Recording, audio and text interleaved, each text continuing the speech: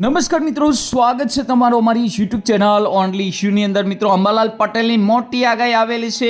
મિત્રો, છેલ્લા 3 દિવસથી ગુજરાતની અંદર મિત્રો ખાસ કરીને વરસાદ પડી રહ્યો છે, જુદા જુદા વિસ્તારમાં વરસાદ જોવા મળી રહ્યો છે।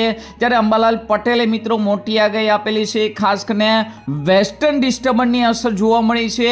અંબાલાલ પટેલે એ જણાવ્યું છે કે એપ્રિલ, મે અને જૂન મહિનો ભારે રહેશે, એટલે કે ખાસ કરીને એપ્રિલ, મે, જૂન મહિના સુધી આવી રીતનો મિત્રો વાતાવરણની અંદર પલટો છે શરૂ રહેશે। એપ્રિલ મહિનાની અંદર હજુ પણ મિત્રો વેસ્ટર્ન ડિસ્ટર્બન્સ આવશે, સાથે મે મહિનામાં અને જૂન મહિનાની અંદર પણ અંબાલાલ પટેલે મોટી આગાહી કરી છે। આંધી, વંટોળ અને વાવાઝોડાની પણ અંબાલાલ પટેલે આગાહી કરી છે। તો ચોમાસા પહેલા ક્યારે વાતાવરણની અંદર પલટો આવશે, ક્યારે વરસાદ જોવા મળશે, કેવો વરસાદ જોવા મળશે, તમામ માહિતીની વાત આજના વિડીયોમાં જોશું। તો મિત્રો, આ વિડીયોને અંત સુધી જોજો, તેમજ અમારી યુટ્યુબ ચેનલ ઓનલી ઇશ્યુ પર આપ નવા હો તો ચેનલને સબસ્ક્રાઇબ કરી દેજો, તેમજ મિત્રો આ વિડીયોને લાઇક કરી દેજો। સાયક્લોનિક સર્ક્યુલેશનને કારણે રાજ્યમાં વાદળછાયા વાતાવરણ જોવા મળી રહ્યું છે। આ સાથે પ્રી મોન્સૂન એક્ટિવિટીને કારણે અમુક ભાગોમાં વરસાદની પણ શક્યતા છે, પરંતુ એપ્રિલ, મે મહિનામાં હવામાનમાં કેવા ફેરફાર આવશે તે અંગે હવામાન નિષ્ણાત અંબાલાલ પટેલે ખાસ કરીને પોતાનું અનુમાન જાહેર કર્યું છે।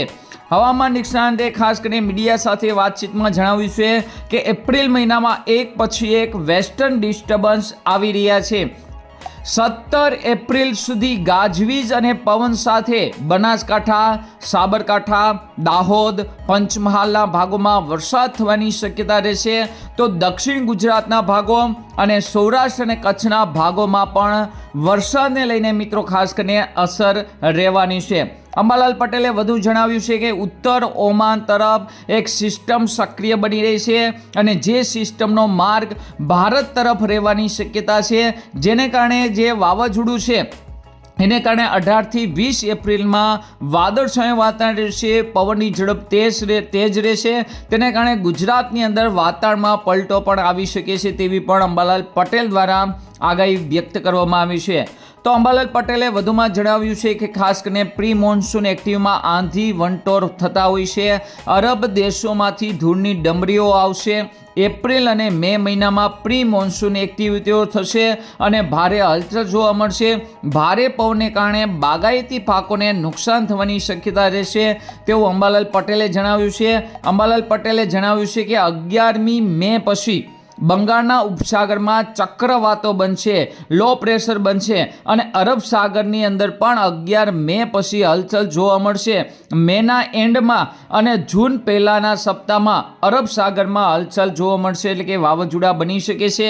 આ સાથે તેમણે જણાવ્યું છે કે 17 તારીખથી લઈને 24 મે આંદોમાન અને નિકોબાર ટાપુમાં ચોમાસું સક્રિય થશે, એટલે કે બેસી જવાની પણ અહીંયા શક્યતા છે અને કેટલાક ભાગોમાં વરસાદ થશે। ચાલુ વર્ષે લા નીનોની સ્થિતિ છે એ ખાસ કરીને હવામાન જઈ રહ્યું છે એના તરફ જઈ રહ્યું છે, જેને કારણે હિન્દ મહાસાગર ગરમ હોવો જોઈએ અને આ વખતે તે ગરમ રહેશે અને પૂર્વ પેસિફિક મહાસાગરનું જળવાયુ છે એ ઠંડા થતાં લા નીનોની અસર જૂનના બીજા સપ્તાહથી જોવા મળશે। ત્યાં સુધી દરિયાનું પાણી વધુ ગરમ રહેશે અને વાયુનું જોર રહેવાથી ચોમાસું સારું રહેવાની પણ શક્યતા રહેશે।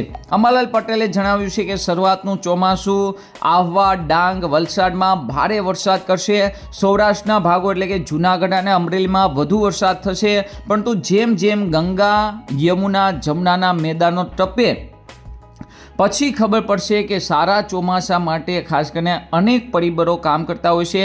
તેમાંનું એક અલ નીનોનું પરિબળ છે, જેને કારણે ગુજરાતમાં કંઈક અંશે ચોમાસાનો સારો વરસાદ થવાની શક્યતા રહેતી હોય છે।